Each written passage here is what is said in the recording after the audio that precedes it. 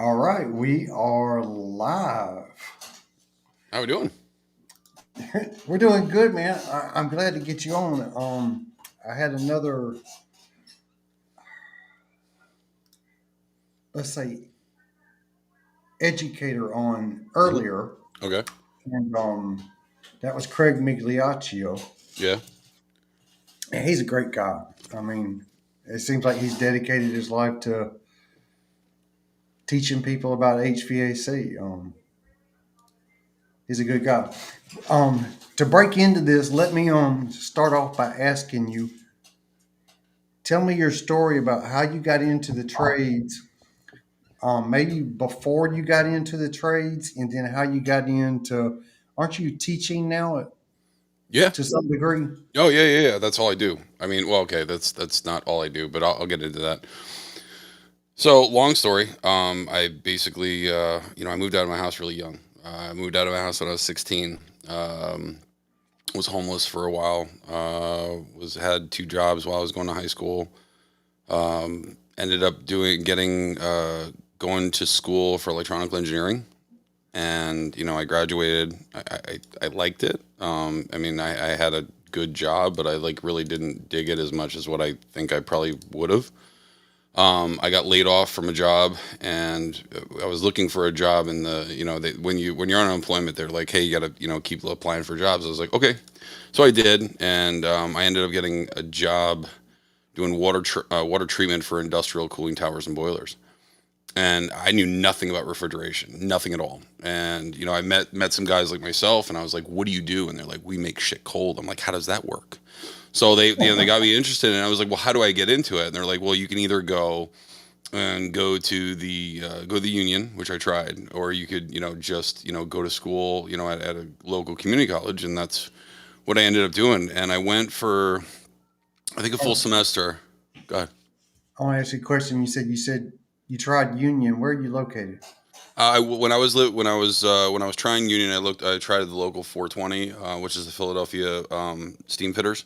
Uh huh. That's the only union. Well, okay, so Pennsylvania is a big state. Like, you can drive 8 hours through it. You know what I mean? So you got the Pittsburgh Union. I forget what the number is. They're gonna hate me for it. But then you have the 420, the pipe fitters in Philadelphia.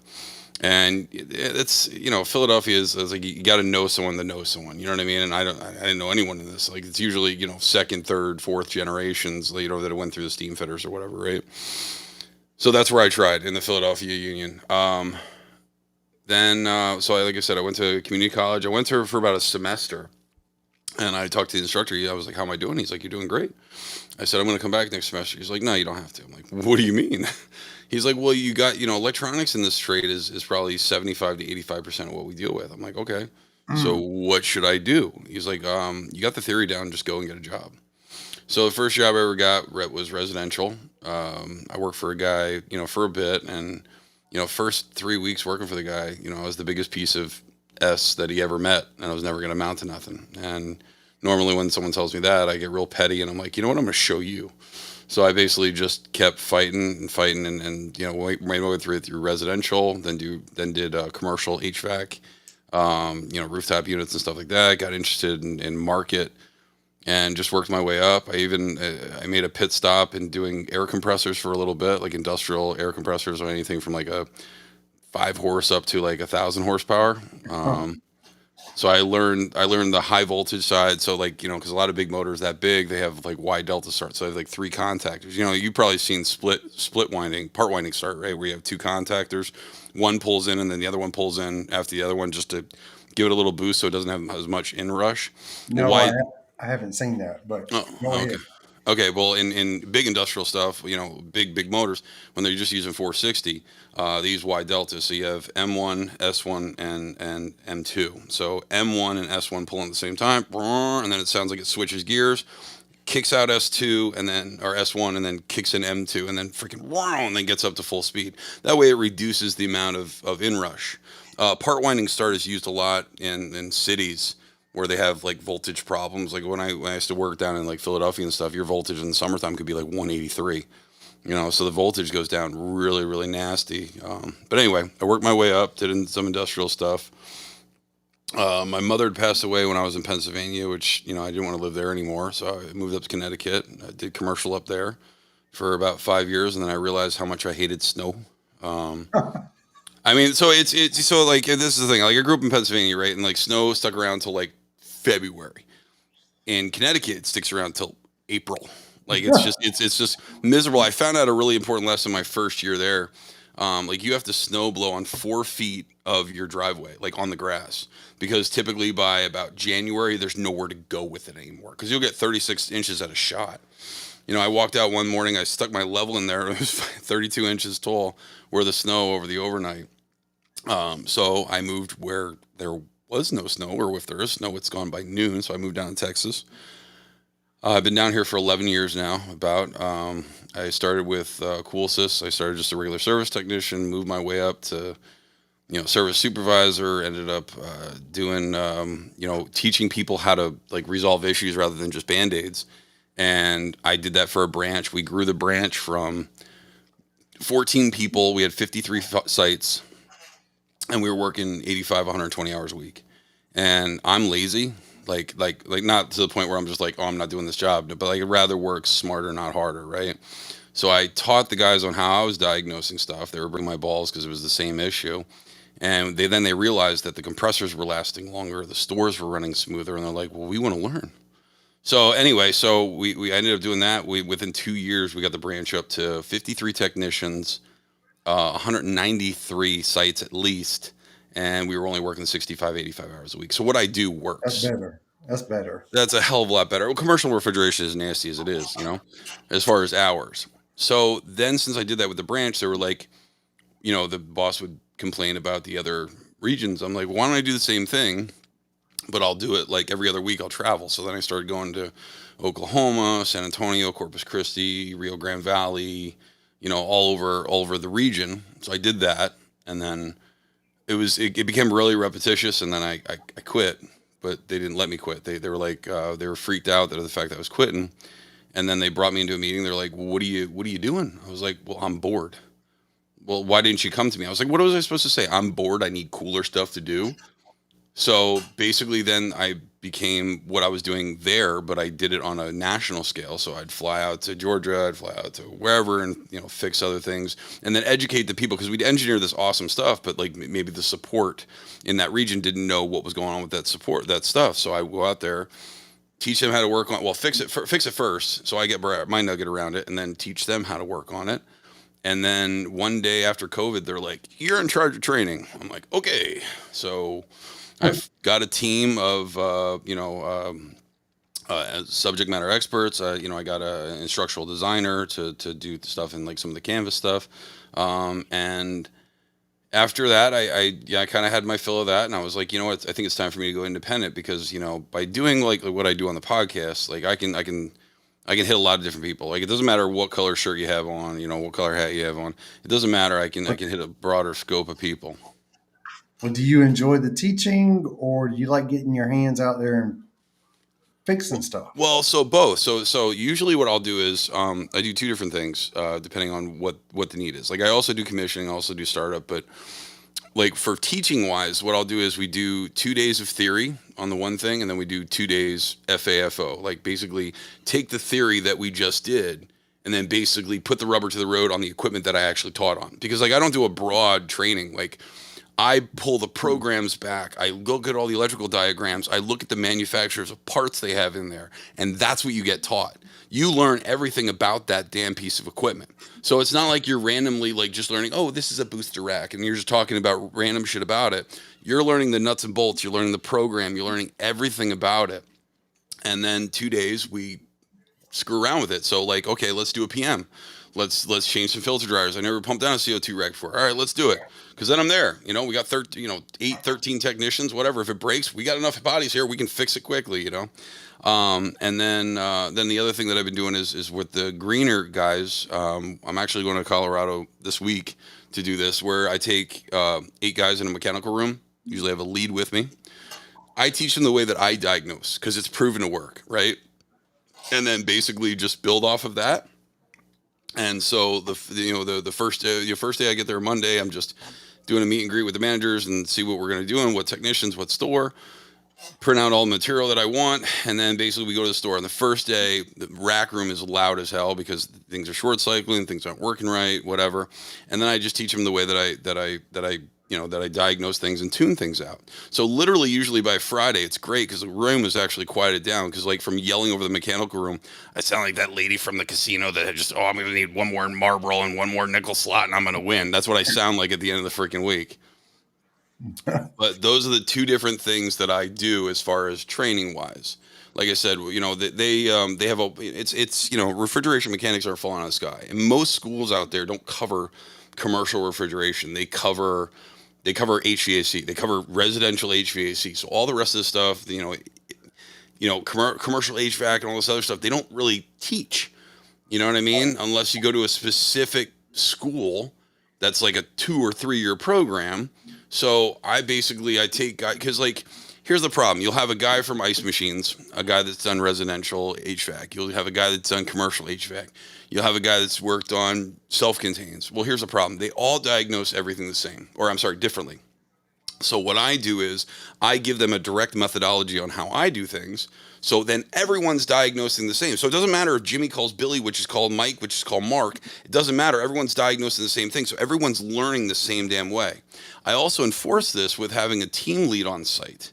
The reason why, like a manager, because one that actually manages their group of guys, because I can teach all these guys how to do how I'm teaching, but the manager might not be privy to how I'm doing things.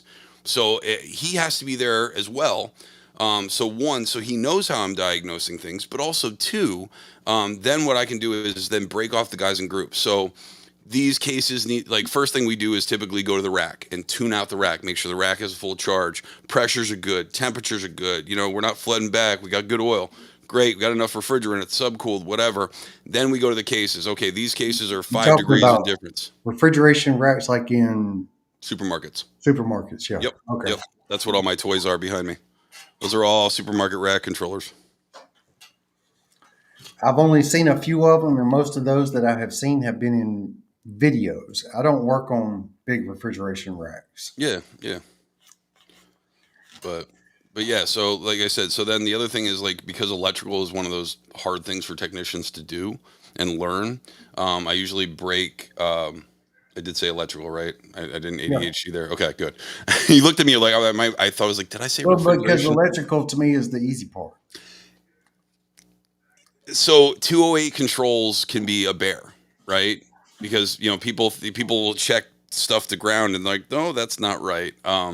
So and the schematics can be kind of cantankerous, right? So anyway, so I'll spend 3 hours with a group of two guys basically working on electrical, where we'll follow through everything, the sequence of operation. Then I'll be like, you leave, and then I'll screw something up. I'll move a wire over on a Stacon that doesn't exist, something, because like the first thing people usually do is they're like, I'm just going to hit reset switches because something will turn back on. But then, but then they're like, oh, well, I got electric going through the wire, but it's not going anywhere else. So like when you pull wires off and like move it somewhere, like if you have a spade connector right here and usually the spade goes right on top, I'll just move it over so it looks like it's on the spade, but it's not. But then they're forced to use their meter and follow. I teach them hopscotch, right? So if you start from L1 over to L2, you'll get 208, and then when you lose the 208, you're like, oh, there it is. Where because basically, Yeah. remember, a meter measures the difference in potential, right? So if you measure nothing, then you're on the same damn wire. Yeah, exactly. I always tell people before they change a motor, always make sure it's getting voltage. Make sure it's getting the voltage that you want it to get. It gets funky now though with inverters and stuff. So like freak drives. First time I ever hooked a meter up to the output of a frequency drive, I'm like, well, wait a minute, this thing's supposed to be getting 460 and I'm only getting 230.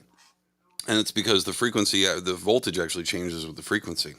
So like Yeah, and a lot of that stuff's proprietary, and they don't want you to know exactly what they're putting out, so it's hard to tell if it's doing the right thing or not. well, so on our frequency drives, it's not proprietary. Like it's linear. Like, so if you're running 30 hertz, because most shit that we deal with in the U.S. is 60 hertz, right? Unless we Yeah. overdrive it. So 60 hertz. If the motor is 460 and it should be outputting 460. If it's running 30 hertz or 50%, then should be running 230 volts. So it's linear. The problem is with your shit, Oh, you don't know the signal that you're giving it, right? Because the board internally does it. That's the logic they don't freaking tell you because they're all about, oh, it's about mass flow. I'm giving it a 0 to 10 signal, brother. So at 5 volts, it should be running 50% or 30 hertz. well, that makes sense. You know, the some of the newer stuff coming out is allowing us to use a 24-volt control, and at least with that, we can tell it's getting a call. Yeah. You know what I mean? At least we know it's supposed to be running. But with some of the communicating stuff, all you can tell is that, hey, it's putting out 16 volts DC, so it's supposed to be communicating. You don't know what it's telling, and it's real frustrating trying to diagnose that stuff. That's why I like commercial because there's no ifs, ands, or buts. You know what I mean? I'm giving it because like in order to make a VFD work, like our VFDs, right? We have to have power. We can't have an alarm. We have to have a enable, which is usually a closed set of contacts that's saying, "Hey, you're good to run." And then the last thing we need is basically a signal. And if we have those things, basically it should run. It sounds similar to the VFDs on carrier blower motors on some of their commercial rooftop units. Yeah, the ABBs and stuff. Yeah, That sounds similar yeah, to what those are like. yeah. And they fail all the time. It's Most it, most of them I come across are bypassed. Yeah, it's you. I think personally, I think it's the humidity. I think there's just way too much humidity in that damn thing. Where it's just because if you look at every VFD, right, there's going to be what it's allowed, right, like what it's allotted to be as far as the temperature and the relative humidity. You know what I mean? So a lot of times you'll have ice ups, and then the thing will start blowing water towards the drive because I know where they're talking about. It's usually mounted fairly, it can be close, fairly close to the coil and where the blower motor is. I'm like, why? Yeah, They don't want to mount it on the outskirts. You know it's what I mean? in the compartment with the Oh, blower motor. oh, 100%. The only bitches about our drives, there could be potentially like 200 different parameters. Like there's only like honestly like 20 that really matter. But like you could change something else. Like I've had people fiddle screw around with a drive, and all of a sudden I can't get it to work, even though I have all the parameters set.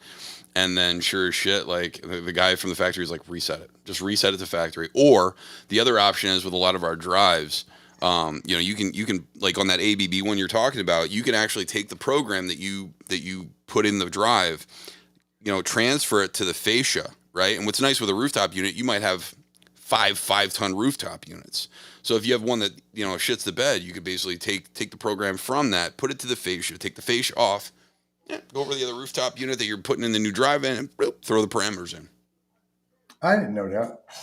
Yeah, yeah, yeah. I didn't know the facial was removable. Yes, sir. Yes, sir.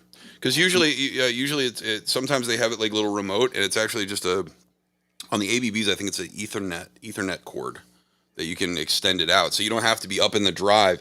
You could actually, if it's the one that I'm thinking of, because I used to work in a lot of carriers, you can actually put an Ethernet cable, and on one of those, on a lot of the rooftop units, they have like a plastic pop out, so you can put your gauges and shit through.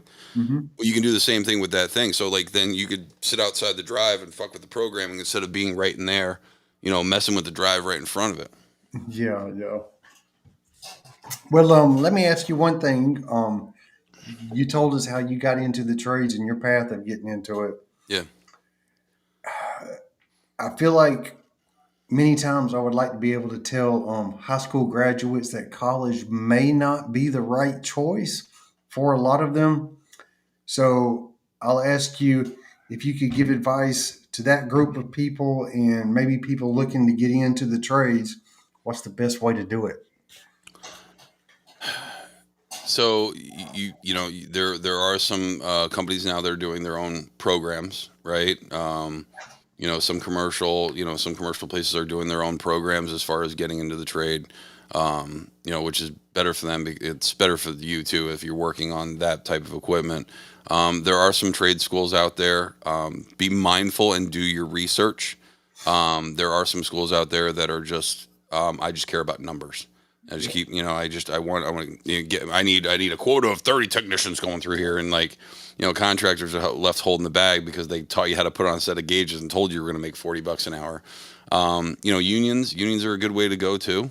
Um, the days of you having like a guy like you, right? Having an apprentice for, 6 months to a year, those days are way over. Everything's all about profit. You got to pay your stuff.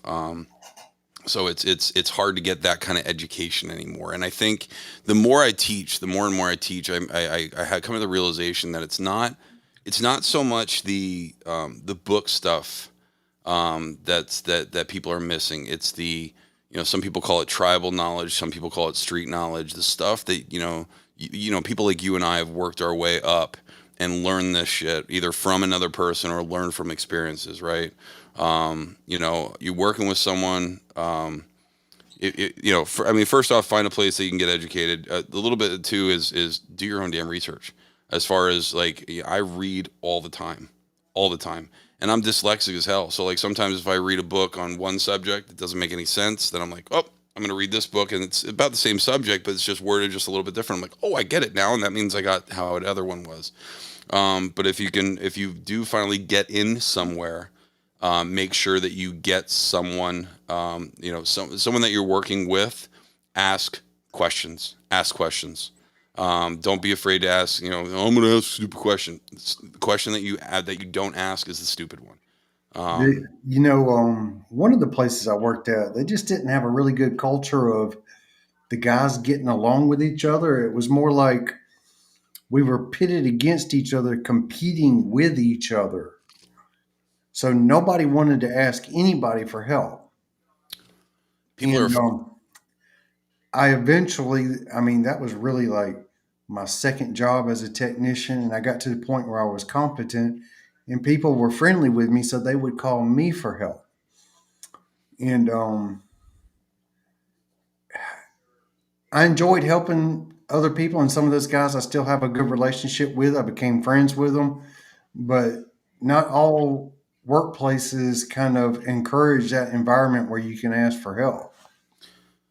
So one of the things is like when I was at the Dallas branch, like I ended up being a leader, and like you show being a leader by pick up that phone, like pick up that phone. I don't know how many times I scared the shit out of the poor guy, like because he wasn't expecting me to show up. I'm like, my wife's already mad at me. I'm already late. I'm already late going home. It's 10, 11 o'clock. And I was like, hey, this guy's on like a 5-time callback. Let me just show up. And I'd freaking pop up in the motor room like, what are you doing here? I was like, man, just checking to make sure you're all right. You know what I mean? It's all about building the culture from the upward, from the upward down.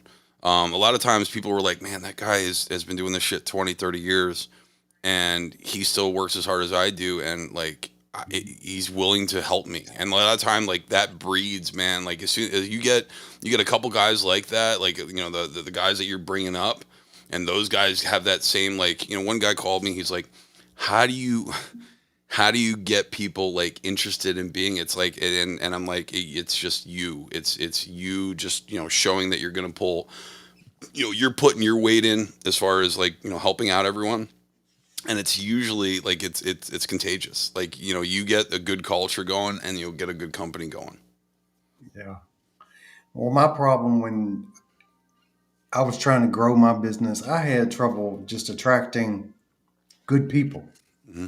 and keeping them. Like there were a couple of good people that, I mean, I'm competing with big companies that have 401ks and retirement plans and health care, and that's hard to compete with. So I felt like all the really good ones were taken, and I'm left with the bottom half of the labor pool.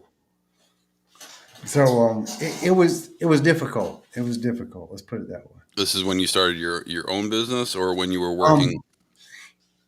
Um, when I was trying to grow the current business I have, I got up 5 employees, Mhm.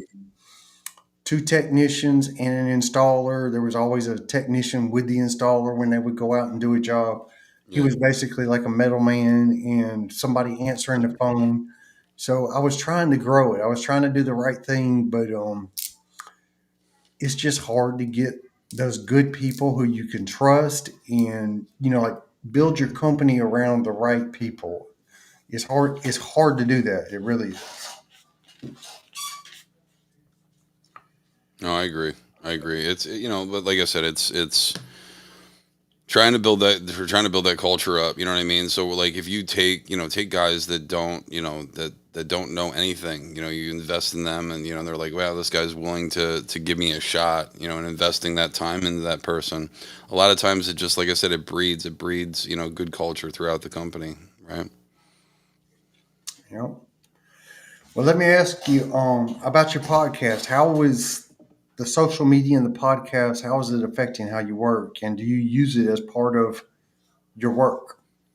Not I not sometimes, like, I mean, like, because I honestly, like, I don't. This is gonna sound so shitty. We never know what we're gonna do until about 10 or 15 minutes before. Like, we're like, what do we like? What time are you gonna be home? I'll be home 4:30. What do you want to do? I don't know. We'll figure it out later. So like, Are you talking about your podcast? I'm talking about the podcast where like I have no idea what the hell we're gonna do, and then we just riff. Like, we'll riff. So like, we'll have the conversation. Like, what did you work on this week, or what did you train? And then Kevin will ask me, what did you train on, or what did you work on? I was like, well, I was working on this Kaiser Warren FTE, blah blah blah blah blah. And he's like, okay, let's do that. And that's what we'll end up doing. Like, so like a lot of times I use the stuff that I do during the week into the podcast. Like, it's not a like we never really like kind of set out to be like, we're gonna be awesome at commercial refrigeration podcasting. Like, it was just like we were just trying to get people educated so no one died. Man, there was so much bad information out there. You know what I mean? The, Um, just from the comments on my videos, I know there's a lot of bad information out there. And I correct some of the people, and sometimes some of my viewers correct them. But there's a lot of misguided comments. Let's put it that way. yeah, we never pull vacuums. There's no reason to pull vacuums. You can just purge it real good. I seen a YouTube video on that. It'll work fine. Oh, you can do it. No, no, You can do it. no. I'm not saying it's going to work out great, but you can do it. But that's the kind of stuff, like, people will misconstrue, like, what people say, or like, I mean, I saw some guys like, I don't have to pull. I got this Mr. Cool system. All I did was have to just open up the one valve and just purge it out until I started the spritz, and then once I got the spritz, then I stopped. There, I had a comment. I had a dryer on the inside of a condenser, and I changed it, and I put the dryer on the outside. And one of my comments was, "Why are you changing the dryer? Why don't you just pump it down and leave it on the inside?" I guess technically, if you pump it down, it's going to maybe stay dry. But I've been taught anytime you open the system, you change the dryer. I feel like that's the right thing to do, so that's why I'm doing it. It depends. Yeah, like on the stuff, like a commercial rooftop. Absolutely, totally agree with you. But you're not gonna change all the filter dryers on a rack every single time you open up that system. You know what I mean? You Yeah. have you have ball valves and isolation parts of the system. You know what I mean? So you can isolate a part of the system. It's not like where like you're very critical on most of your charges. And when I say critical charge, I'm talking like 5, 10, 15 pounds. You know what I mean? Because we'll throw 800 pounds in something. 1,200 pounds of one of the racks I worked on the other week had 4,600 pounds of CO2. Yeah. That's high pressure stuff, isn't it? Yeah, only on the one section of it. Literally from the one discharge line up to what we call the high pressure valve. Operating pressure is usually like 1,300. Well, when it's hot outside, it can work as high as like 1,450. The high pressure usually shuts off the compressors at 1,550, and the relief goes off at 1,740. At that pressure, using steel line sets. So there is stainless steel line set, or you can use black iron, but also they have this material. It's called XHP. We're not really original in the United States. It stands for extreme high pressure. On the piping, it actually has, on copper fittings, you'll see FeCu. And FeCu is the periodic table for iron and copper. So it's iron smelted copper. It actually has iron in it. To And give it strength. huh? To give it strength. Correct. So the working pressure is like 1885. So that's why you can do the pressure of 1740 or whatever for your relief. Because typically field piping has to be, through, is it AMZ or I don't know. It's one of those things where the International Mechanical Code, where usually field piping needs to be 10% rated. It needs to be able to run 10% higher than what the working pressure is. You know what I mean? So if you do a leak check on it, like if you're pressurizing the system for the first run and the relief is 1740, then you better push it up to like 1885, because that would be essentially 10% or whatever, on the field piping anyway. But like I said, usually that high side, everything else on commercial refrigeration for CO2, they're using not L copper, this is what we're typically used to, ACRL. We use K copper, a little bit higher of a burst rating, because it's Is it basically any from thing from the liquid side on is basically 410A pressures. Well, is it a thicker copper? Because most of our copper is just a 16th of an inch thick. Yeah, a little bit. Yeah, a little bit thicker. I don't know the actual dimensions. I'd be lying to you. I just know that there's L, L. Well, there's M, L, K, and then you have this XHP stuff. Well, I don't want to get into what you've been working on today. So we just start. What were you working on today? I kind of didn't work. I had a lot of doctor's appointments. I donated some blood today, and then That's why you were able to join the cast today. well, I had shit I have to do, but I had to. I was doing a lot of doctor's appointments and stuff today, and then I bought lemons and pomegranates, and I was just when you called, because you told me 6:45, and I was like, oh, I got time. It was 6:13, and I was just finishing making, but I was time change. Because I'm on Central, you're on Eastern, right? And I was like, when you're like, where are you? I'm like, I'm coming. Like I just finished cleaning up because I just finished the pomegranate juice. Oh, and then I was making, I got a touch of the pancreatitis, so I'm nursing some chicken broth here. Oh no, take care of that. That's look on. Yeah, I know. My mom died from pancreatic cancer from chronic inflammation. Really? Yeah. Yeah, we want to stay away from that. So that's what I'm saying. So like this week, I'm like, yeah, I'm gonna hit the chicken broth and the beef broth and the veggie broth this week pretty hard, and then I'm trying to eat a little bit better, because I was doing good for a while, and then I didn't. And then I ballooned up a little bit. Like when I went to AHR last year, I was kind of heavy, a little bit heavy, and so I had to buy a bigger suit. I had to buy a fat man suit. I tried to put on my one from the year before, and I looked like Chris Farley, that guy in a little coat. So yeah, so then I had to buy a new suit, and I was like, "Yep, time for a diet." So I'm currently sitting around 240. I was up to like 260. So I Are look you, like a linebacker. are you going back this year? I have to. I won best podcast last year, so I got to give away the award. Oh, that's right. So you got to present. Yeah. Well, has anybody reached out to you about presenting? No, actually. Nobody's reached out to me either. Really? And I spoke with Rachel. She got Ladies of the Trade. Nobody's Yeah. talked to her either. Shit, we're already in September too. I didn't even think about that. I'll be in AHR. You know what I mean? But I don't want to be that guy, because like it was cool, because I was the first guy to move to get 2 awards. Because like I didn't prepare a speech at all, because Ben's like I was when I found out I was nominated, because they have they call you and be like, well, are you gonna be there? I'm like, yeah, I'll be there, whatever, because I had to present for the mentor one that I got the year before, and so when I found out I was nominated, I'm like. And Ben's like, I was like, can I win twice? He's like, it's never happened. Like, he made it seem like it was just this impossible thing. And I'm like, I guess I'm not going to win. I was like, I'm not going to fucking write a speech, whatever. And then I'm like, Advanced Refrigeration Podcast. I'm like, I didn't do anything. Dude, I didn't really prepare anything either. I just kind of said what was it on my mind. Oh, and the first year, like I had everything planned. I'm hopefully I'll win this Mentor of the Year thing. I had something written down on my tablet. I had something written down on my little book. And I forgot both those things when I went running up to the freaking table, up to the podium. So I'm like, what the fuck did I write down? I have no idea. Off the dome it goes. Dude, I'm gonna tell you a true story about. All right, I wasn't really. I didn't know if I was going to win or not. I don't think any of us who were nominated knew who was going to win. And when I stood up after they called my name, I felt like there was a breeze in my pants, and I wanted to look down to make sure my fly wasn't unzipped. Did your pants split? But I was too embarrassed to look down, so I walked all the way up there, not knowing if my fly was unzipped.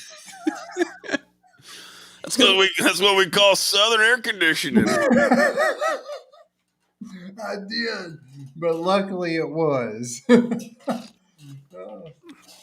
No, it was weird because like it was the first time I got up there, like I lost all. I don't know what happened. I don't remember everything I said. I had to go back and like watch what I said. I'm like, I don't remember what I said. Because like I mean like the first time you go up there, like I mean like I've taught in front of like max I've probably ever taught in front of is probably like 100 and 125 people. You know what I mean? With like big like auditorium style where like you sit up front, it's like almost like auditorium seating or whatever. And like even then, like you're going off the dome of like when you're doing a presentation about stuff because you've taught it a bunch of times. I mean, but like I was like I don't know what I said, and I had to go back, and I was like, am I getting canceled for something I said? I don't know. Uh, well, it was a fun event. Most of the people there were like Instagrammers though, and I'm not real big on Instagram. I'm trying. Like, if y'all are listening, there's a link to our Instagram pages scrolling underneath. I'm trying to grow the Instagram, but my main platform is YouTube. Always has been. So I felt a little bit out of place because most of the people there were Instagram influencers. Like I said, everyone's like, well, how do you grow in your thing? How are you growing your social media? I was like, I'm not. Like, I mean, if people want to listen, people can listen. You know what I mean? Like, I'm not like, I never have set out to be like, yeah, we're gonna build this big, brand name and do this and do that. I'm just like, I mean, we do it because it's a little bit of therapy for me, because we just get to bullshit about the problems that we deal with and stuff like that. And like, and the other thing is too, man, it's cool because like I get a lot of people that are like, man, you don't even understand like how much your podcast actually helps, or like I've had people from schools be like, "Hey, do you mind if I use your stuff to teach stuff?" I'm like, I don't care. That's what it's there for. You know what I mean? Like, we No, make a little bit of bread off it, but it's enough to keep it rolling. And my time that I put into it, as far as the recordings and the editing and shit like that. But uh, like my main job is my main job. You know what I mean? Like I write curriculum for other people and stuff, and I got so much stuff going on. Like I just, man, I should probably invest more time in the podcast, but I just don't. I don't well, have the time. well, I'm gonna tell you, the YouTube for me got to the point where it generates enough of an income for me to wake up and focus on it a little bit. Oh, really? Okay. You know what I mean? Instead of just kind of haphazardly throwing out videos when I can, to making a point to edit and produce something and try to do a good job of it, and I don't know, cultivate that, because it does pay and it does help out. Yeah, I see. Some of the stuff like that I do, I got to be careful with though. I work. Future Green now is an engineering firm first and foremost, right? Like they brought me on because I could help build as far as clientele, as far as what I do as far as field services and stuff like that. So like a lot of the stuff that we deal with, Curtis, like there's a lot of NDAs. Like I can't talk about a lot of the stuff that we do. I'd be in violation of breaking said NDAs. When I teach, it's a different story because all the information for a lot of that equipment is out there publicly. Whatever, but like some of the stuff that we've engineered and that we've designed, man, is like specially shit that we've built, we've designed. You know what I mean? So we're not a mechanical contractor. We're an engineering slash commissioning slash we'll figure out something that no one else can figure out with your system wrong. You know what I mean? Essentially, what the company is. That reminds me, I recently went to the Milwaukee Pipeline event, Uh huh. and part of it was a tour of some of their facilities, and they made us sign an NDA before we went in there. And I'm thinking we're gonna see some really cool shit now. Yeah. And it wasn't groundbreaking, is what you would think. I bet they basically told us why their batteries and whatnot are better than the others, but they would don't want us telling you why. Just little stuff like that. Well, So, everyone, in anything like this, like everyone has their own sauce that makes their brand or their devices better than everybody else's, right? yeah, And they don't want that getting out because a lot of times it's a marketing thing too. Like I called the manufacturer the other day. Manufacturer, I'm just going to call him Voldemort. That's what I usually jokingly refer to people that I can't name the actual manufacturer. I'm like, it's Voldemort, he who cannot be named. But anyway, so I called them and I was like, I can't find any information on your watering system. And they're like, yeah, we do that on purpose. I'm like, why? It's like, well, because you called, didn't you? I'm like, it worked. It worked. It's good marketing. Because so we use in the hotter climates that are less humid, we use what are called adiabatic gas coolers for CO2. It's basically a condenser, but the only difference is in your something that I can put particular to you. It's basically a fucking swamp cooler. So what we do is we basically put like a humidifier pad, drip the water across the humidifier pad, drops a wet bulb, and makes it cool, humid air, and then you get more efficiency out of the condenser, or what we refer to in CO2 world as a gas cooler, and that's what we use. Well, some have pumps, some have a pump, and they control the flow of the water off of a humidity sensor to try to maintain 100% humidity. And this other brand, Voldemort, basically uses a Venturi. So they put X amount of water in, to pump it up to, to let it feed up into these feeders across these humidity pads. But any water that's left behind, they can't have a pump because there's a patent on a pump. So basically they take the water that's left behind and run it to a side port on a Venturi. So as you're filling up fresh new water, it pulls up the water that's sitting in that little bit of a drain up in the side of this thing to reuse it. they can't use a pump. Yeah, so there's a dumb patent out there. There's one manufacturer that uses a recirc pump. It only has a 20 gallon sump, so it doesn't use a lot of water.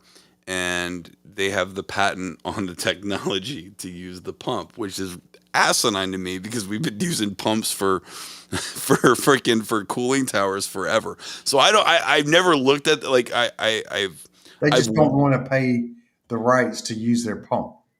to use their idea of what they have for the pump. Yes. So like there's 3 or 4 different manufacturers like we're going to do it this way cuz then it's not, and then we don't have to pay for the patent rights. Oh, first time I saw a swamp cooler, it was on one of these guys that makes videos out west, Mhm. and I just thought that was crazy because down here the relative humidity is almost always high. Even in the middle of winter, it can be 50%. Can I share? Can I share my screen? Yeah, All right. Nothing bad, I promise. let me see if I can. Sharing without sharing goods. There we go. So that's an adiabatic gas cooler. So essentially, what happens is the water gets dripped across these pads right up top here, like through either a trough or a piece of PVC. The water drips down along these pads, saturates the pads, and then basically right here you can see where the actual coil is. You know what I mean? Where the actual what would be a normal condenser would be. And so all you're doing is basically taking water, dripping it across these pads, making these pads saturated, and basically, causing the wet bulb temperature to get, low. So you're getting cool, humid air going across there. So you get a little bit more efficiency. So, Okay. so instead of having like, typical condensers have like a 5-degree TD. So what does that mean? 5-degree TD basically means if the ambient is 90 degrees outside, I will maintain a saturated condensing temperature of 95. So wait a That minute. Is this a condenser or is it like a chiller coil? it is. So in CO2, it's essentially it's equivalent to a condenser, right?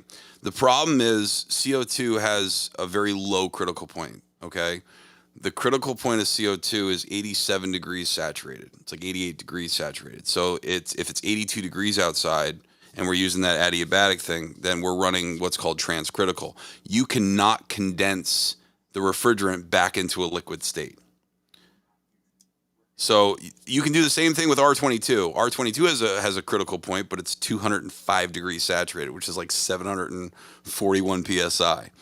R404 has a critical point of 205 degrees, or no, I'm sorry, 165 degrees saturation, which is like 541 pounds.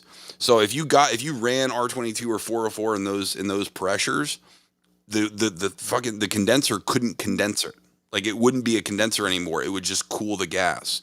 So with CO2, that's what makes CO2 awesome for heat reclaim. Because typically, like, so you know what heat reclaim is, right? Where you take a little bit of the vapor off the discharge line and basically run it through a coil to reheat a store, right? To keep the air conditioning running. Yeah. With CO2, you can actually get 100% total heat reclaim. So you can all the heat that you're putting into it, it makes it amazing for chillers because you're basically using electrical energy to chill down the whatever process you're doing, beer, wineries, whatever. But then all the heat that you're generating that goes to the gas cooler, you can use that for reheat. There's some places that have lowered their LP consumption by 91 liters of LP a day because of all the heat that you're generating off that shit. Where like with a normal HFC, you can only use about 20% of the total heat rejection. Because here's the problem: once you remove the sensible heat, now you're fucking condensing, right? Now you're basically condensing the refrigerant into a liquid, right? With Right. CO2, if I keep it above the critical point, I can't condense, which means all that heat that I'm using is basically all the total heat rejection. So it almost sounds like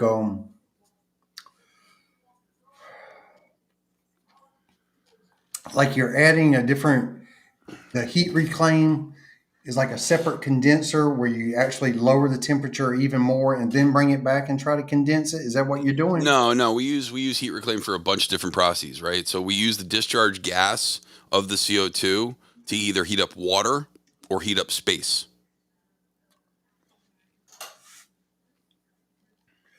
Okay. So like But you eventually got to get it down to a liquid, right? yeah, so we do that with other valves that I haven't talked about. It's a high pressure valve because if we drop the pressure down to below the critical point, then we can reconstitute that refrigerant back into a liquid. It's all about the enthalpy. Like if you look at a pH diagram, you'll be able to figure it out. But like I said, if we get it, we'd have to drop the pressure in order to get it to convert back into a liquid, and we do that with there's a high pressure valve in the system that we do that with. But that's like I said, with HFCs we can only get about 20% heat reclaim out of like the total load of the unit, where you can use the whole condensing load to heat up water up to like steam temperatures. We've heated up water to 240 degrees Fahrenheit. Mm. And this is all in big applications like at a supermarket or something. Yeah, or industrial facilities. I mean, shit, dude, they make CO2 residential water heaters now, right? Not that I've seen. You were at AHR last year. You didn't see them? They had them all over the place. Damn, there were like 2,000 exhibitions there. I didn't see them all. What were you doing?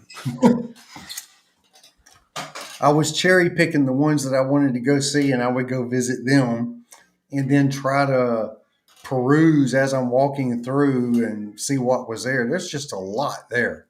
Yeah. And there's even heat pump water heaters now. Well, that's what I'm saying. That's what these are. Those are CO2? Some of them are, yeah. And tell me, what plumber is going to be working on a CO2 heat pump? They're not. They're just going to replace it. I'm not, I'm just saying that's what they're doing it. I mean, you got to remember too, Curtis. Like we have to use this XHP copper because of the size of the copper that we use, right? But you got to remember, every time you go down a diameter in piping, the piping tensile strength like strengthens up, right? So you could use 3/8 pipe on CO2, and on even for the high side, probably I'd have to look at like the chart, but I mean you might not even have to use the extreme high pressure piping because at 3/8 line, the burst rating might be high enough. It's bad enough we got to deal with A2L refrigerants, and now they're talking about Not for just long. going. Why do you say that? Man, so like there's this event that I'm definitely going to next year. Hell or high water, I'm freaking going next year. There's a thing called Chilvanta. It's like uh it's in Nuremberg, Germany. So I'm definitely going next year because that's where my family's from. My last name's Wetzel. And so basically it's like a big AHR, but like all the new technologies usually come out from Europe. It only do, it, The Chilvanta only happens once every 2 years. So it happened in 2024. I missed it. I was pissed, and then I'm going 2026. But they didn't have any A2Ls there because Europe's like, oh, parabens bad, for the forever chemicals because A2Ls actually have it. So a lot of places are getting away from Oh, don't tell me that. A2L. All right, No, I no. won't. Dude, there was just a thing in ACR News, man. Come on, A2L. It's not much different than it isn't different. No, Different the thing is with me, they just retrofitted. All the prices went up, and you're telling me it's fixing to happen again? until they find something else. No, That's no. why Europe's like, fuck it. We're going propane. We're going ammonia, and we're going I've heard CO2. that. I've heard that they're going to start using propane. Oh, dude, I worked on a what is called a monoblock system. Basically has so here this was fucked up about the laws. So it says you can't have more than 150 grams, per system, right? So Yeah. what they did was they put four compressors in a system that has one evaporator that work in unison that hold 150 grams apiece. So you're actually up to 600 grams of propane, but it's not. Is it one system or is it four tiny systems? It's four tiny systems with one common evaporator. So, but it's like a walk-in. So like, what this is what a monoblock is. So basically, it's one single evaporator for a walk-in freezer, walk-in cooler. So the bitch is with A2Ls, right? So we're all under, or I'm sorry, not A2Ls, but propane. You're under a charge mitigation, right?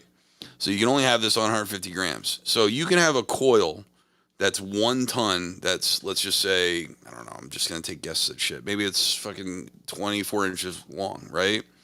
But I can reduce the size of that coil by putting more fins per inch. Normally, a walk-in cooler usually has about 8 or 6 fins per inch.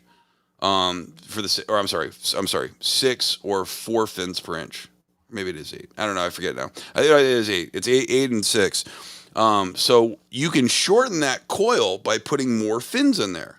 Problem is that if you put more fins in there, it's going to collect more frost, more moisture. You know what I Yeah, mean? And right. ice up quicker, right? Right. All right. That's why we don't run a freaking air conditioning system down below 38 degrees saturated or 36 degrees saturated, right? Because then it's going to start to freeze up. So, because of the charge mitigation, they were like, we need to put more fins in there because by reducing it, you got to remember an evaporator has a bunch of fucking liquid in it and a little tiny bit of vapor. So, if we can make the coil smaller and put more surface area on it, then it reduces our charge mitigation. Problem is, if it's in a high humidity area, good fucking luck. And then you just have to do more defrost. So that's one thing that they're having problems with. It was like, oh, it's icing up a bunch. Well, we got to keep under the 150 grams, so we got to put more fins in there to mitigate that. You know what I mean? It's not like a freaking air conditioning coil. I mean, I don't even know what the fin per inch is. Like, They're pretty tight. They're pretty tight. it's like fuck. It's probably like, I don't know, the 12 or 14 fins per inch. Like, it's fine. It's tight, man. You guys have the fin combs that you guys use to straighten the shit out. Yeah, they're pretty tight and they get clogged up real easy. Yep. And so, like on walk-in freezers, they usually use like 4 fins per inch. You know what I mean? Like 4 or even 6. Depends on how much humidity and how much how much walking in. Like you have these we call them POS coolers and freezers. It doesn't mean piece of shit. It's point of sale. So like you'll have a main walk-in that has a whole bunch of doors in it. They'll have shelves right in the front where they stock the product from the walk-in around these little shelves, and basically you can open up the door, grab your milk, grab your ice cream, whatever. But people still leave the door open. They're like, I can't see through the glass, so I got to open up the door in order to check out what I want. And then they have the door open real long, and then it sucks in a whole bunch of humidity. Something, one of my first introductions to a real big walk-in freezer, we left the door open because we were stocking it, and it started snowing in there. Yeah. I couldn't believe it. I guess just bringing in all that humidity, and it just started freezing it, and it started snowing. I had never seen that in a walk-in freezer before. If it's a high, yeah. If it's a super high, yeah, you'll have that. When I worked on air compressors for a little itty bitty bit, because they went in someone that worked on refrigeration for their air dryers. So they use pneumatics a lot of times, like in walk-ins, big packing places that have a lot of refrigeration going through it, and so they run the doors off in pneumatics. So you have to keep the air dry in order to use it, otherwise water moisture will freeze out and fall out. Yep. And when I worked on air compressors, they were using these things called Centax. They're centrifugal air compressors, and they use them to freaking make snow on the mountain that I grew up near. Really? Yeah, they use a copious amounts of water, and then air, and then it basically fucking creates snow. That's how they make snow. That's cool. Well, Brett, I think I'm going to go ahead and call it. All right. I still have to get in the shower before I go to bed. All right. Well, man, I appreciate you having me on. I'm sorry.